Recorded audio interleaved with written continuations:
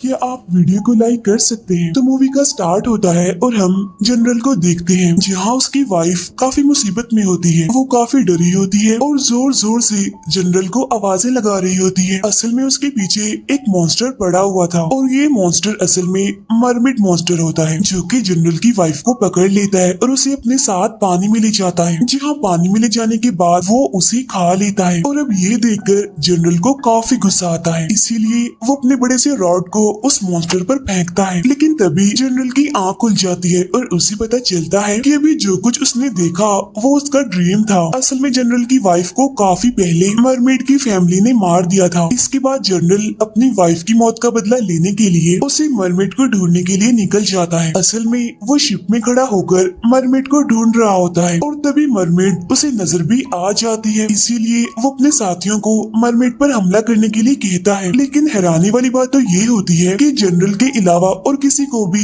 Mermaid दिखाई नहीं दे रही थी। मरमेड को देखते ही जनरल को गुस्सा आ जाता है, इसीलिए वो मरमेड को पकड़ने के लिए खुद ही पानी में कूद जाता है। पानी में जाने के बाद वो एक अलग ही दुनिया में आ जाता है, जहाँ पहुंचकर वो मरमेड को उसके सामने आने के लिए कहता है और तब मरमेड जनरल के सामने आ भी जाती है जो कि बहुत ही खूबसूरत होती है। और अब यहाँ पर देखते ही देखते मरमेड के कपड़े भी बदल जाते हैं, जिसकी वजह से वो और ज्यादा खूबसूरत दिखने लगती है। जैसे जनरल अपने रॉड से उस पर हमला करने के लिए जाता है तो यहाँ पर मरमेड उस पर जादू करके उसे वापिस ही उसकी दुनिया में भेज देती है, जहाँ इसके बाद जनरल एक समंदर के किनारे बेहोश पड़े होते हैं। और फिर जैसे ही जनरल को होश आता है तो उसे अपने हाथ में एक रेड कलर का शेल मिलता है। उस रेड शेल को लेकर जनरल अपने मास्टर के पास आता है और वो उस रेड शेल को मास्टर को दिखाता है। उसे दिखाते हुए जनरल मास्टर को बताता है कि इस तरह के शेल्स सिर्फ मॉन्स्टर्स के लिए ही बने हुए हैं, इसीलिए मुझे नहीं लगता कि ये शेल समंदर से आया है। और हाँ, मैं आपको एक जानकारी देता हूँ, वो जो समंदर के पास सी हॉस्पिटल है ना, कुछ टाइम पहले वहाँ पर एक काफी बड़ा मॉन्स्टर देखा गया है और मुझे लगता है कि ये शेल उसी का ही है, क्योंकि इसका कलर भी लाल है और उस मॉन्स्टर की बॉडी का कलर भी लाल ही था। इसीलिए मास्टर, आप मुझे सी हॉस्पिटल को चेक करने के लिए टोकन और परमिशन दे दीजिए। लेकिन मास्टर उसे टोकन और इजाजत दोनों ही नहीं देता, क्योंकि वो ये बात जानता था कि हॉस्पिटल का जो गार्ड है उसकी और जनरल की आपस में बिल्कुल भी नहीं बनती। इसीलिए मास्टर ये बात जानता था कि अगर जनरल बगैर किसी सबूत के तलाशी लेने जाएगा तो गार्ड उसकी इस हरकत से काफी नाराज होगा। अब मास्टर की ये बात सुनकर जनरल को गुस्सा आ जाता है और वो मास्टर को धमकी देता है और कहता है कि अगर आपने मुझे परमिशन और टोकन ना दिया तो मैं अपने लोगों के साथ, अपने साथियों के साथ जबरदस्ती ही वहाँ पर चला जाऊंगा। तब ये सुनकर मास्टर को वो टोकन जनरल को देना ही पड़ता है, जिसके बाद हम देखते हैं कि जनरल घोड़े पर सवार होकर अपनी एक साथी के साथ सी हॉस्पिटल पहुंच जाते हैं, जहां हॉस्पिटल के बाहर टोकन दिखाकर वो अंदर पहुंचते हैं। अंदर जाकर जनरल उस गार्ड को वो टोकन दिखाता है और कहता है कि मैं आपके इस हॉस्पिटल को चेक करना चाहता हूँ, इसकी जांच करना चाहता हूँ। तब ये सुनकर गार्ड अपने सिपाहियों को जनरल के साथ भेज देता है इस पूरे हॉस्पिटल को दिखाने के लिए, जहाँ पर जनरल एक सोल्जर से कहता है कि तुम मुझे उस मॉन्स्टर के पास ले जाओ, यानी जिसकी बॉडी लाल है और जिसे रेड मॉन्स्टर कहा जाता है। तो वो सिपाही ऐसा ही करता है, वो जनरल को रेड मॉन्स्टर के पास ले जाता है। रेड मॉन्स्टर के पास आने के बाद जनरल देखता है कि मैजिकल वर्ड्स के जरिए, मंत्रों के जरिए इस मॉन्स्टर को बेहोश करके रखा गया है और उसकी बॉडी पर सेम वैसे ही रेड शेल्स भी थे। अब उसे देखने के बाद वो सब वहाँ से वापिस आ जाते हैं, जहाँ जनरल की साथी उसे कहती है कि 3 दिन के बाद आपकी फैमिली और आपके 4 फादर्स की प्रे होने वाली है, तो शायद इसी वजह से वो मरमेड आपका ध्यान भटकाना चाहती है ताकि आप अपनी फैमिली की मौत का बदला ना ले सके। लेकिन जनरल इस बात को मानने के लिए साफ इनकार करता है। तो तब इस वजह से जनरल के साथी उससे पूछती है कि अगर ऐसा नहीं है तो आपने उस दिन वो बात हमें क्यों नहीं बताई, यानी जिस दिन वो मरमेड आपसे मिली थी। ये सुनकर जनरल सोच में गुम हो जाता है और वो अपने साथी को बताता है कि उस दिन जब मैं मरमेड के पीछे गया था तो मैं एक अलग जगह पर आ गया था, जहाँ पर मुझे वो मरमेड भी मिल गई। फिर मैंने उस मरमेड से पूछा कि ये कौन सी जगह है, यानी मैं कहाँ पर आ गया हूँ। तब मेरे इस सवाल पर मरमेड ने जवाब दिया कि तुम हमारे मरमेड्स के फैंटेसी आइलैंड पर हो। और तो और उस मरमेड ने ये भी कहा कि जनरल, मैंने आपकी फैमिली मेंबर्स को नहीं मारा। फिर फौरन ही मुझे उस मरमेड ने वो रेड शेल दिखाया। लेकिन इससे पहले कि वो मरमेड और कुछ कहती, वहाँ पर एक मेल मरमेड आ जाता है और वो उस मरमेड पर हमला करने की कोशिश करने लगता है, जहाँ मैंने उस मरमेड के लिए मेल मरमेड मरमेड का सामना किया और उसे काफी मारा।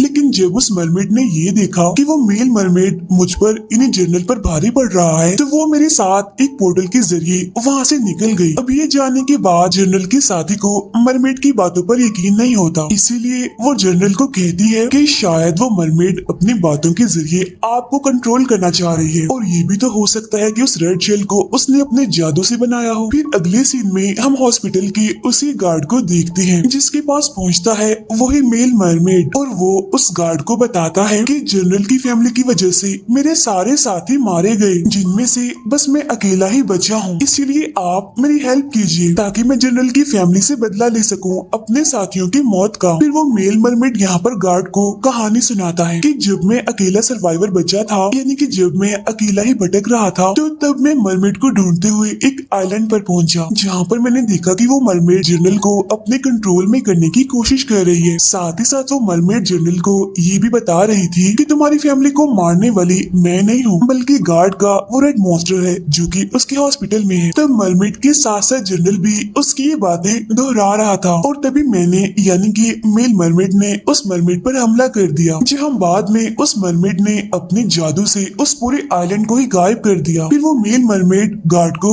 ये भी बताता है कि वो जो मरमेड है वो मंत्र वगैरह करना जानती है, लेकिन ये बात जनरल नहीं जानता। उधर जनरल अपने साथी से कहता है कि जो प्रे होने वाली है उसमें बहुत सारे मेहमान आने वाले हैं, इसीलिए मैं हमारी हवेली जा रहा हूँ। जहाँ एक बार फिर से जनरल मरमेड से मिलने के लिए जाता है, जहाँ आकर जनरल मरमेड से कहता है कि मेरी फैमिली ने, मेरे फोर फादर्स ने तुम्हारी फैमिली को मार दिया था, लेकिन इसके बावजूद भी तुमने मुझ पर कोई भी हमला नहीं किया, मुझे कोई भी नुकसान नहीं पहुँचाया, इसीलिए मैं आगे भी चाहता हूँ कि तुम मासूम लोगों को कोई भी नुकसान ना पहुँचाओ। तब उसकी बात सुनकर मरमेड जनरल को बताती है कि हम दोनों की फैमिलीज पहले से ही एक दूसरे को पसंद नहीं करती थी, लेकिन इसके बावजूद भी जब बचपन में जनरल ने छोटी मरमेड को यानी कि मुझे देखा, तो मेरे बारे में तुमने अपनी फैमिली को नहीं बताया, क्योंकि अगर आप मेरे बारे में अपनी फैमिली को बताते तो वो लोग तो मुझे मार देते, और तभी से ही अक्सर मैं आपको छुपके देखा करती थी। ये सारी बातें बताते हुए मरमेड जनरल को कहती है कि आप एक काफी अच्छी इंसान है, और मैं ये भी जानती हूँ कि आप अपनी वाइफ के साथ बहुत खुश थे, आप लोगों का अच्छा टाइम भी मैंने देखा है। तब ये सुनकर जनरल इस बात का इल्जाम मरमेड पर लगाता है, यानी कि वो तुम ही हो जिसने मेरी वाइफ को मारा है, लेकिन मरमेड इस बात के लिए इनकार कर देती है कि नहीं, मैंने आपकी वाइफ को नहीं मारा। और अब देखते ही देखते गार्ड और वो मेल मरमेड वहाँ पर आ जाते हैं, जहाँ आते ही वो मरमेड पर हमला कर देते हैं। तब ये देखकर जनरल मरमेड को वहाँ से जाने के लिए कहता है और खुद अकेला ही उन दोनों का सामना करने लगता है, लेकिन हम देखते हैं कि मरमेड वहाँ से नहीं जाती, बल्कि वो तो वहीं पर ही रहती है। और अब जैसे वो लोगों पर हमला करने के लिए जा रही होती है, तो तभी जनरल उसे रोक देता है और उसे ऐसा करने के लिए मना करता है, जहाँ बाद में गार्ड और वो मेल मरमेड जनरल को मार मार कर पानी के अंदर फेंक देते हैं, जहाँ बाद में वो जनरल को पकड़ लेते हैं और सीधा उसे लेकर आते हैं मास्टर के पास।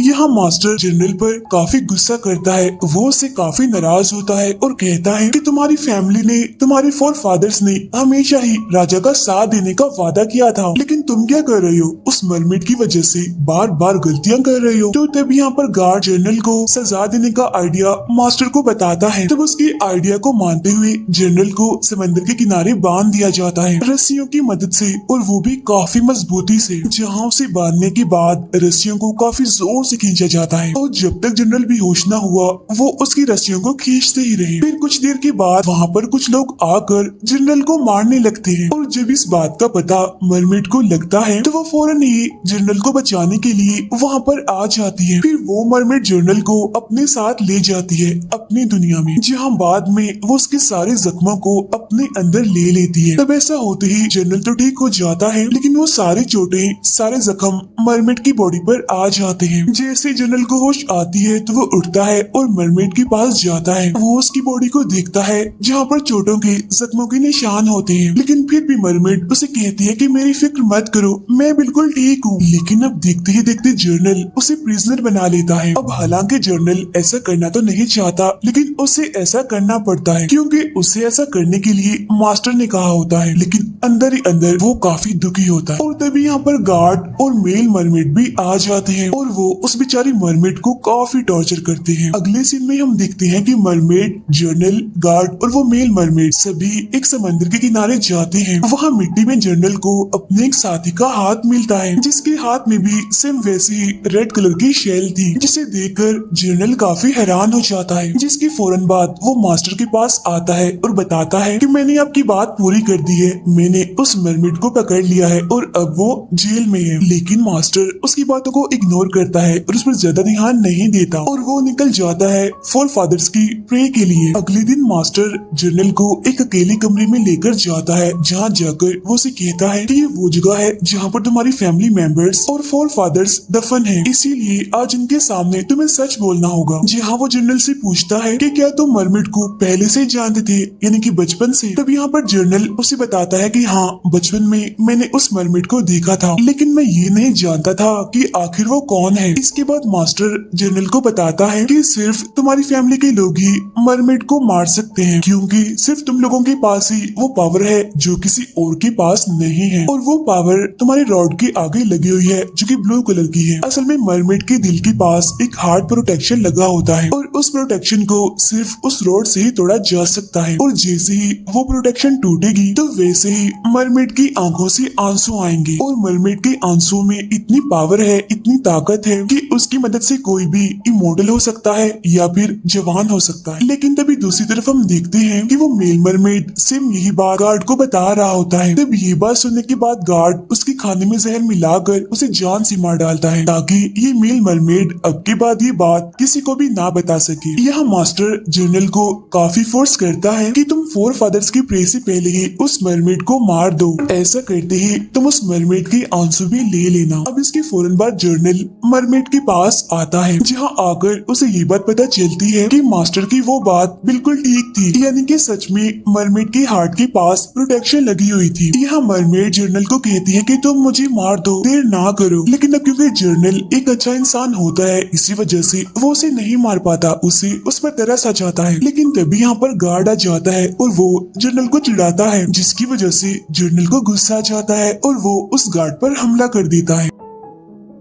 अगले ही सीन में हम देखते हैं कि जर्नल मास्टर के पास आता है और वो उसे रेड शेल दिखाते हुए कहता है कि ये रेड शेल मुझे हमारे साथी के हाथ में से मिला है। इससे ये बात साबित होती है कि मरमेड मासूम है, इनोसेंट है, यानी कि उसने किसी को भी नहीं मारा, वो बेकसूर है। ये सुनने के बाद मास्टर गार्ड को जेल में बंद करवा देता है। लेकिन इसके बावजूद भी मास्टर जर्नल को काफी फोर्स करता है कि चाहे जो भी है तुम मरमेड की आंसू लेकर आओगे और मुझे दोगे, फिर चाहे वो मरमेड क्रिमिनल हो या फिर ना हो, मुझे बस चाहिए तो मरमेड की आंसू। अब जैसे ही मास्टर वहाँ से चला जाता है तो उसके जाने के बाद जर्नल मरमेड को आजाद कर देता है, उसे खोल देता है। ऐसा करने के बाद वो फौरन ही मरमेड को पानी में डाल देता है। पानी में जाते ही मरमेड बिल्कुल ठीक हो जाती है। इसके बाद जर्नल मरमेड को बताता है कि मैं आंसू वाली बात के बारे में पहले नहीं जानता था, इसीलिए प्लीज अगर मैंने तुम्हें हर्ट किया हो तो मुझे माफ कर देना। अब यहाँ पर मरमेड जर्नल के सामने एक ऑफर रखती है कि तुम अपनी पूरी फैमिली को लेकर मेरे आइलैंड पर आकर रह सकते हो। लेकिन जर्नल इस बात के लिए इनकार कर देता है और कहता है कि नहीं,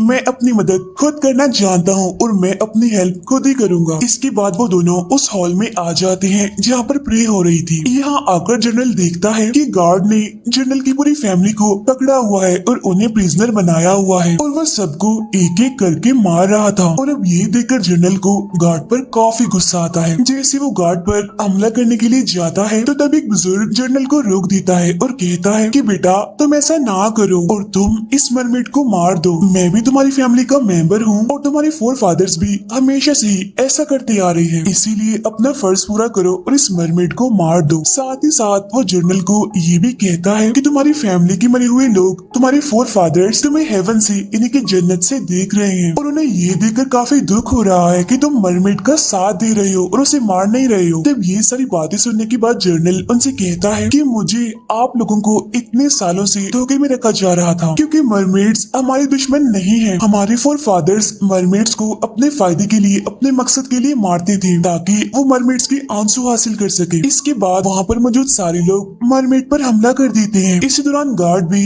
जनरल पर हमला कर देता है, जहाँ उनके बीच लड़ाई होने लगती है। तो यहाँ जनरल की फैमिली के लोग मरमेड को मार रहे होते हैं, जहाँ मरमेड खुद को बचाने के लिए एक आदमी पे हमला कर देती है। तब ये देखकर जनरल की फैमिली का वो बुजुर्ग उसको समझाता है और कहता है कि देखो बेटा, मेरी बात गौर से सुनो, ये कोई इंसान नहीं है, ये मरमेड है, एक मॉन्स्टर है। और मॉन्स्टर किसी के नहीं बनते, ये इंसानों के सगे नहीं होते। और ऐसे ही पहले भी इन्होंने बहुत सारे लोगों को मार दिया, और यही वजह है कि तुम्हारे फोर फादर्स ने इन पर हमला किया और इन्हें मार दिया। तब ये सुनकर मरमेड जनरल को उसके साथ चलने के लिए कहती है, लेकिन जनरल उसके साथ नहीं जाता और वहीं पे ही वो रुक जाता है। यहाँ वो बुजुर्ग बार बार जनरल को उकसा रहा था कि वो उस मरमेड को मार दे, लेकिन जनरल ऐसा नहीं करता और मरमेड को यहाँ से जाने के लिए कहता है। साथ ही साथ उन सभी लोगों को कहता है कि अगर किसी ने भी मरमेड को मारने की कोशिश की तो उसे मारने से पहले तुम्हें मुझे मारना होगा। तभी अचानक से गार्ड उठता है और जनरल की फोर फादर्स की कपड़ों को गिराने लगता है, जिसके बाद वो मरमेड को एक टूल देकर उसे पहनने के लिए कहता है, लेकिन जनरल उस मरमेड को ऐसा करने से यानी कि उस टूल पहनने से मना करता है। लेकिन मरमेड जनरल की एक नहीं सुनती और उस टूल को पहन लेती है, जिसके बाद वो खुद को चेन्स में बंद कर लेती है। अब इस वजह से वो काफी दुखी हो जाती है और बताती है कि सारी मरमेड्स अपनी जिंदगी में सिर्फ एक बार ही आंसू जमीन पे गिरा सकती हैं, और जब मरमेड्स अपने आंसू जमीन पे गिराती हैं तो उसके बाद वो कभी भी इंसान का रूप नहीं ले सकती, जहाँ बाद में वो हमेशा के लिए मरमेड मॉन्स्टर बनकर ही रहती है। ऐसा कहते हैं मरमेड अपने आंसू जमीन पे गिरा देती है। इसके बाद हम देखते हैं कि जर्नल वहाँ से जाने लगता है, लेकिन तभी अचानक से गार्ड उस पर हमला कर देता है, और जब इस बात का एहसास मरमेड को होता है तो वो वहाँ पर आ जाती है गार्ड का सामना करने के लिए, जर्नल को बचाने के लिए। यहाँ आते ही वो गार्ड को काफी बुरी तरह से मारने लगती है, लेकिन तभी यहाँ पर मास्टर आ जाता है। वो मरमेड को धमकी देता है कि अगर तुमने गार्ड को मारा तो मैं तुम्हारी पूरी फैमिली को ही खत्म कर दूंगा। लेकिन मरमेड उसकी एक नहीं सुनती और गार्ड को फाइनली वो मार डालती है। अब यहाँ पर हमें फ्लैशबैक का एक सीन दिखाया जाता है, जहाँ पर हम देखते हैं कि गार्ड पहले ही मर चुका होता है, और जो गार्ड के रूप में होता है वो असल में वो मेल मरमेड होता है। इसके बाद हम देखते हैं कि मरमेड जर्नल को वहाँ से निकाल कर किसी समंदर के किनारे ले आती है, और वो जर्नल को बेहोशी की हालत में और जख्मी देखकर काफी परेशान हो जाती है। वो इतनी दुखी हो जाती है कि जोर जोर से वो रोने लगती है। इसके बाद वो अपनी सारी पावर्स जर्नल को देकर खुद बिल्कुल खत्म हो जाती है। उधर हम देखते हैं कि मास्टर के पास मरमेड का एक आंसू होता है, और अब जैसे ही वो उसे इस्तेमाल करने के लिए जा ही रहा होता है तो तभी वहाँ पर उसे रोकने के लिए जर्नल पहुँच जाता है। अब उसे देखकर मास्टर उसके पैरों में गिर जाता है और उसे माफी मांगता है, लेकिन वो यहाँ पर चालाकी से उसके दिल के पास वार करता है। लेकिन मरमेड की पावर्स जर्नल के अंदर होने की वजह से वो मास्टर जर्नल को कोई भी नुकसान नहीं पहुँचा पाता, और अब ये देखकर मास्टर काफी हैरान हो जाता है। अब इसके बाद हमें यहाँ पर ये बात पता चलती है कि असल में ये इंसान मास्टर नहीं होता, बल्कि ये होता है रेड मॉन्स्टर, जिसने मास्टर के साथ साथ जर्नल की फैमिली को भी मार दिया था। यानी कि वो मरमेड बिल्कुल सही कह रही थी। यहाँ वो रेड मॉन्स्टर जर्नल को बताता है कि असल में मैं गार्ड के साथ मिला हुआ था, और हम दोनों ने मिलकर ये फैसला किया था कि रेड मॉन्स्टर बनेगा वो मास्टर और बाद में गार्ड बनेगा जर्नल। अब ये सारी बातें सुनकर जर्नल को काफी गुस्सा आ जाता है। इसी वजह से वो रेड मॉन्स्टर पर हमला कर देता है, जहाँ इनके बीच काफी भयानक लड़ाई होने लगती है। इसके बाद जर्नल अपने रॉड से रेड मॉन्स्टर पर हमला करके उसे पूरी तरह से खत्म कर देता है, जहाँ बाद में जर्नल अपने फोर फादर्स के लिए प्रे करता है। और इसी के साथ ही ये मूवी यहीं पर एंड हो जाती है।